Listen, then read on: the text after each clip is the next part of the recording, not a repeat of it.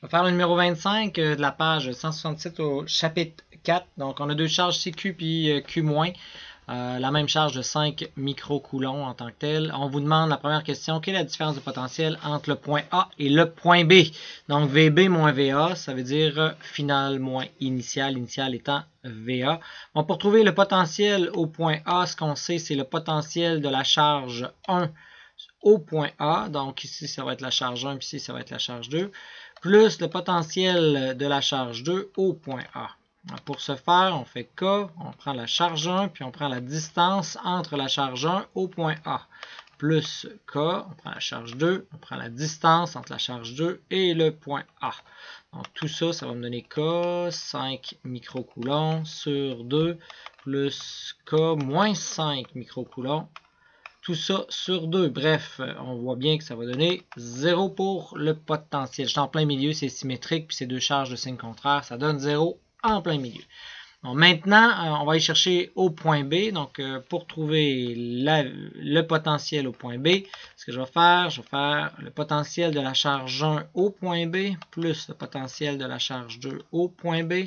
Ça veut dire que la charge 1 sur la distance entre 1 et B, plus K, la charge 2, puis la distance entre 2 puis B. Donc, le tout se fera bien. On a quoi? On va avoir K, on a 5 microcoulombs sur 3 mètres quand vous regardez, plus K moins 5 microcoulombs sur 1 mètre. Donc, on retourne. Voyez-vous, il y a 1 mètre ici, puis il y a 3 mètres ici. Bon, maintenant qu'on a vu ça, on voit bien que si je prends un dénominateur commun, je vais mettre 3 ici et je vais mettre 3 ici. Donc, c'est la même chose que 1. 3 fois 5, ça donne moins 15. Et ici, j'ai 5.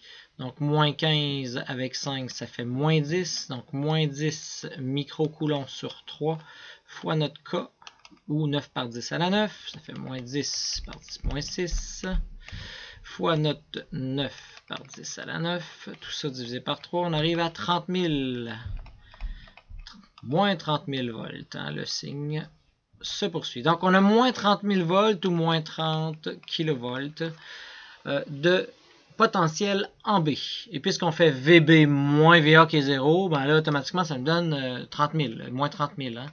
Donc, VB moins VA égale à final moins initial, moins 30 moins 0 égale à moins 30 kV. Deuxième question, on vous pose quelle est la vitesse? Si ici, à cet endroit-là, ok, je vous rajoute, ça va pas marcher, je vous rajoute une petite charge de 2 microcoulombs d'une masse de 0,3 g. Cette petite masse-là positive va donc être repoussée, donc elle va s'en aller dans cette direction-là, repousser, puis en même temps être attirée par l'autre. Bref, elle va se rendre jusqu'ici, elle est libre de se promener. Donc, on peut trouver la vitesse finale ici au point B si on suppose que la vitesse initiale est 0. La vitesse en A est 0. Donc, qu'est-ce que je vais faire? Ben, on va utiliser la conservation de l'énergie. Là, pour faire, on va dire OK, conservation de l'énergie. La variation d'énergie potentielle plus la variation d'énergie cinétique, ça va être égal à 0 parce qu'elle est libre. Il n'y a pas de travail fait par une force extérieure. Donc, la variation d'énergie potentielle, c'est Q fois dV. Ou si de mieux, c'est Q3 qui va subir la variation de potentiel de A vers B. Plus la variation d'énergie cinétique de cette particule-là. Donc, elle va donc transformer son énergie potentielle en énergie cinétique. Donc, l'énergie cinétique finale moins l'énergie cinétique initiale. Initialement, puisqu'elle est immobile, ça donne 0.